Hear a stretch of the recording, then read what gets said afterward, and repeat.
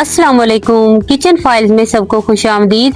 तो प्यारे व्यूअर्स, आज की जो रेसिपी है वो तकरीबन हमारे तमाम पंजाबी घरों में फेवरेट डिश मानी जाती है और किसी भी पंजाबी घर में आलू गोश्त ना बने ये तो हो ही नहीं सकता। हमारे घरों में बच्चे से लेकर बड़े तक इसे बहुत ही शौक से खाते हैं। जैसा कि आपको पता है, रोजाना हर घर में ये मसला बनता है कि आज क्या बनेगा, क्योंकि अक्सर जब सब अफराद किसी भी सब्जी पर मुतफिक नहीं होते तो फाइनली जब आलू गोश्त का नाम आता है तो सबके चेहरे खुशी से खिल उठते हैं। वैसे तो ये हर घर में ही बनती है, लेकिन मुझे यकीन है कि अगर आप मेरी इस रेसिपी से ये ट्राई करेंगे तो ये सभी की फेवरेट होने वाली है। अगर अब तक आपने हमारे चैनल को सब्सक्राइब नहीं किया तो प्लीज हमारे चैनल को सब्सक्राइब कर लीजिए और बेल आइकन को दबाना ना भूलिए, ताकि हमारी हर नई आने वाली वीडियो आप तक पहुंचती रहे। चलिए चलते हैं अपनी आज की रेसिपी की तरफ। बिस्मिल्लाहिर्रहमानिर्रहीम। तो मजेदार देगी स्टाइल आलू गोश्त बनाने के लिए सबसे पहले कढ़ाई चूल्हे पर रख लेते हैं और घी शामिल करके जब घी थोड़ा गर्म हो जाए तो इसमें 2 अदद मीडियम साइज के बारीक चॉप किए हुए प्याज ऐड कर देते हैं। प्याज का कलर लाइट गोल्डन होने तक फ्राई करेंगे।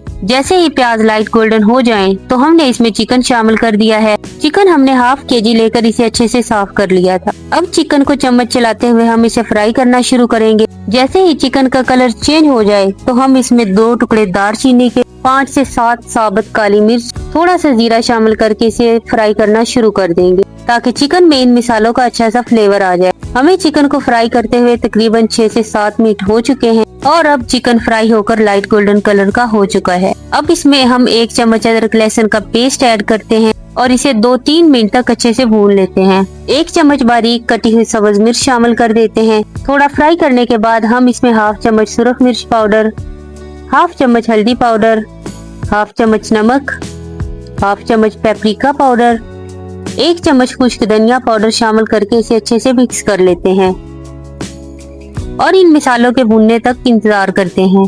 2 मिनट बाद 1 चम्मच गरम मसाला और 2 अदद बारीक कटे हुए टमाटर शामिल करते हैं। थोड़ा सा पानी मिक्स करके ढक कर 3-4 मिनट तक टमाटर के सॉफ्ट होने तक रख देते हैं।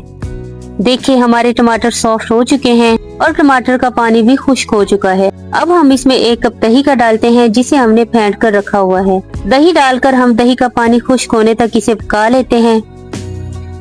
इस स्टेज पर दही का पानी खुश्क हो चुका है और मसाले ने घी छोड़ दिया है। अब हम इसमें आलू शामिल कर देते हैं, जिनकी क्वांटिटी भी हमने हाफ केजी ली है। इन्हें हमने छील कर और धोकर मीडियम साइज में काट लिया है।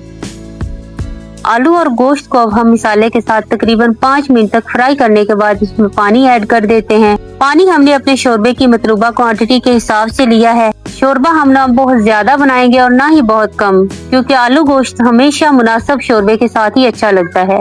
इसमें 3 से 4 साबुत सब्ज मिर्च शामिल करके ढक कर पकने के लिए रख देते हैं। दरमियान में 1-2 बार चम्मच चलाएंगे। देखिए तकरीबन 10 से 12 मिनट तक पकते हुए हो गए हैं। हमारे आलू भी पक चुके हैं और शोरबा भी हमें इतना ही चाहिए। अब इसमें हम थोड़ा सा जीरा पाउडर और कटा हुआ सब्ज धनिया डालकर 5 मिनट के लिए दम पर रख देते हैं, ताकि जीरे और धनिया का फ्लेवर अच्छे से सालन में चला जाए। 5 मिनट बाद दम खोलते हैं। देखिए हमारा कितना मजेदार देगी स्टाइल से शोरबे वाला आलू गोश्त का सालन बनकर तैयार है। हम इसे डिश आउट कर लेते हैं। आप इसे रोटी या सफेद जीरे वाले राइस के साथ सर्व कर सकते हैं। ये बड़े ही मजे के लगते हैं। मुझे उम्मीद है आपको हमारी ये वीडियो जरूर पसंद आई होगी। दुआओं में याद रखिएगा। जल्द ही मिलते हैं एक नई और यूनिक वीडियो के साथ। अल्लाह हाफिज।